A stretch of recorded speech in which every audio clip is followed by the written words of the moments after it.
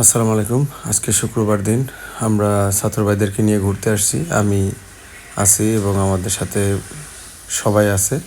তো বিশেষ করে শুক্রবার দিনটা আমি আমার ফ্যামিলির দেওয়ার কথা, কিন্তু যখন থেকে আমার কাছে ছাত্র ভাইরা দূরে থেকে আসে কাজ শেখার জন্য, আমি চেষ্টা করি তাদের সাথেই থাকার জন্য। পুরো সময়টা শুক্রবারটা নিয়ে ঘোরার চেষ্টা করি। তো এখানে আমাদের খুবই নিউ মার্কেটের সামনে নামকরা একটা মাঠা আছে, খুবই সুস্বাদু। এটা আমরা সবাই খাচ্ছি, কিন্তু দুঃখজনকভাবে মুসা ভাই তার এক গ্লাস নাকি টেস্ট করতে লাগে, এই জন্য সে 2-3 গ্লাস খায়। তো যাই হোক, এখান থেকে খাওয়া দাওয়া শেষ করে আমরা সব জায়গায় ঘুরলাম। এখন দোকানের দিকে রওনা দিব। আসসালামু আলাইকুম আমার প্রাণী জিএসএম ভাই বন্ধুরা, কেমন আছেন? আশা করি ভালো আছেন। আপনাদের দয়া আল্লাহর রহমতে আমি অনেক ভালো আছি। মোবাইল সলিউশন বাংলার পক্ষ থেকে আপনাদের সাদ্দাম ভাই আবার একটা ভিডিও নিয়ে আসলাম। অনেকদিন পর একটা face to face intro video নিয়ে আসলাম।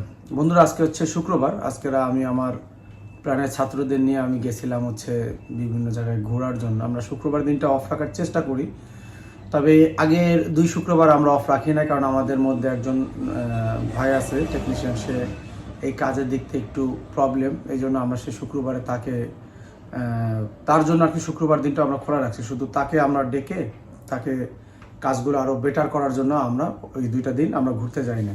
তো এইবার আমরা গেলাম ঘুরতে, এই জন্য হয়তো আমরা ঘুরতে যাইনি, সেই ভিডিওগুলো আসে নাই।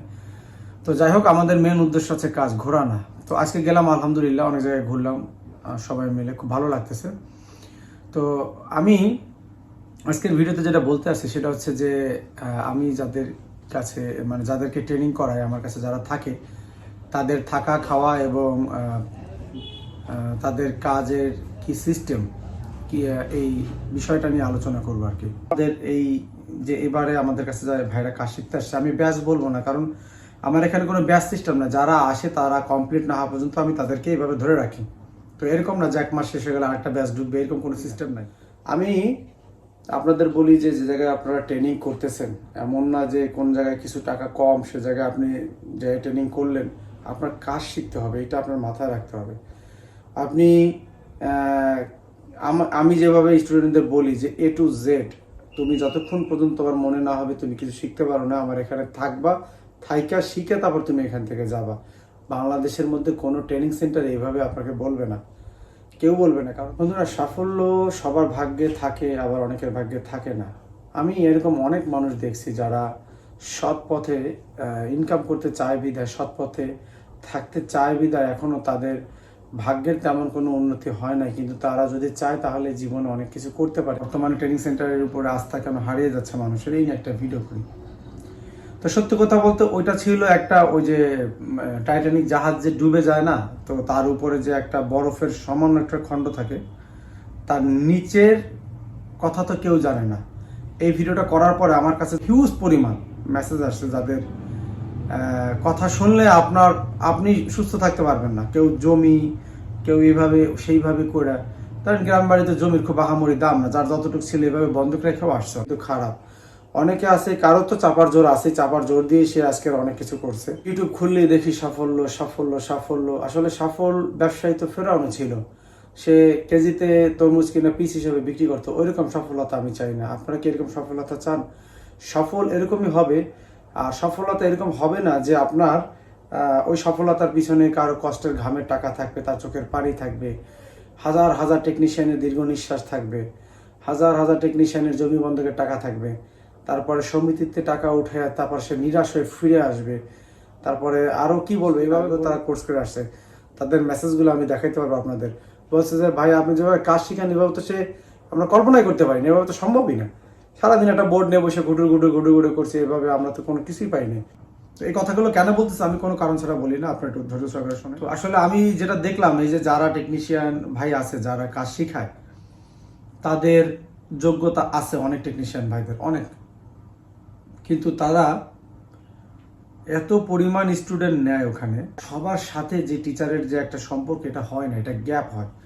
যদি কেউ চায় যে সম্পূর্ণভাবে ফুল ফোকাস সে দিবে, তাহলে বড় জোর অল্প কিছু স্টুডেন্ট ছাড়া এত মানুষের পিছনে সে সময় দিতে পারবে না। বড় জোর 1 জন 2 জন 5 জন তার বসে বসে তার পাশে সময় দিতে পারবে, কারণ এই জগৎটা এত বড়, এত বড় জগৎ যে এই জগতে আপনি যদি মনে করেন যে সে 12 বছর ধরে কাজ করতেছে, আপনি 1 মাসে তার কাছ থেকে সেই অভিজ্ঞতাগুলো নেবেন, তাহলে আপনি কি বলবো, আপনার চাইতে বোকা পৃথিবীতে কেউ নাই। তাহলে 1 মাসের যে কোর্সগুলো হচ্ছে, 1.5 মাসের যে কোর্সগুলো হচ্ছে, অনেকে যে 2 মাসে থাকে, তো এই কোর্সগুলো কিভাবে হয়, 3 মাস থাকে, কিভাবে হয়? আসলে এখান থেকে একটা কাজ শেখার পরে অনেকে একটা ধারণা নেয়।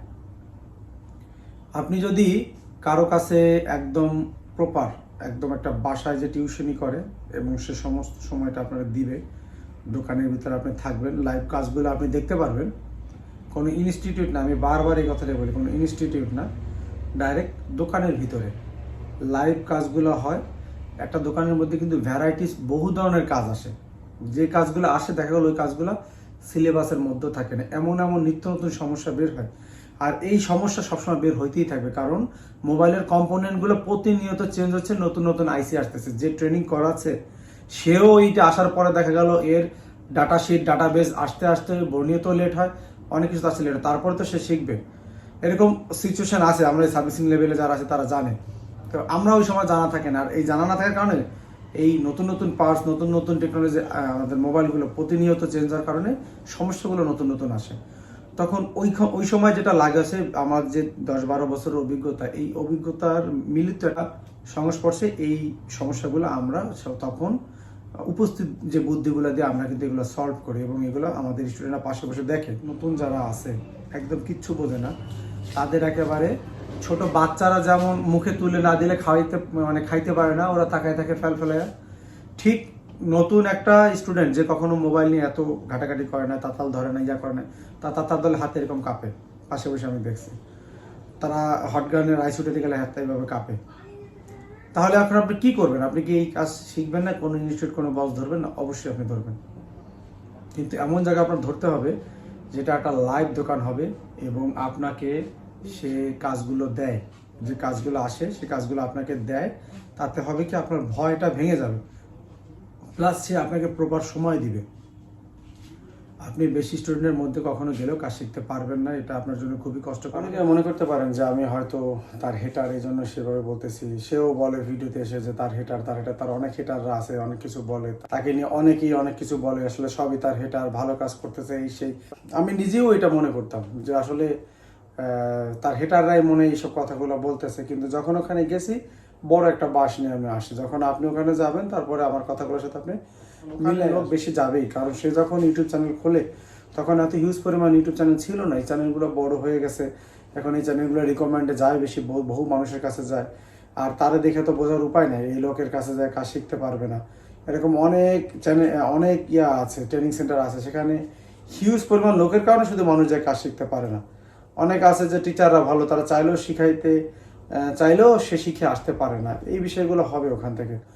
আমার এখানে আপনার মেস ভাড়া অনলি 1000 টাকা মেস ভাড়া, আর হচ্ছে আপনার খাওয়ার জন্য বর্তমানে, এটা আমার ভিতরে না, এখানে একজন আন্টি আছে ঘরে, তাই সে খাবার বানায়, সে সব জায়গায় দেয়, এটা আমি জানতাম না। খাবারটা খুবই ভালো খাবার, যেমন এই যে আমি নিজেও খাই, দেখেন এই যে খাবার, আমি এখন পর্যন্ত খোদার কসম করে বলতেছি খুলে দেখি না কি খাবার আছে। তো আমি নিজেও খাই, কারণ আমি রাতে যাওয়ার সুযোগ পাই না, প্রচুর পরিমাণ কাজে যখন চাপ থাকে আমি তো দেখি কি খাবারটা দিচ্ছে। এটা 70 টাকার প্যাকেজ, এই যে 70 টাকা। তো দেখেন ভাতটা দেখেন, আসলে এই বাটিতে দেখলে এটা হিউজ পরিমাণ ভাত, আমি অর্ধেক খাইতে পারি। এই হচ্ছে ভাত প্যাকেজটা। আমি আপনাদের বলি, যারা আমার এখানে আসতে চান, আমি বারবার বলছি যে খাবারে কষ্ট হয় আপনাদের, তো থাকা, আমাদের যে ওয়াশরুম সব অনেক বড় ওয়াশরুম, টাইলস করা বাথরুম।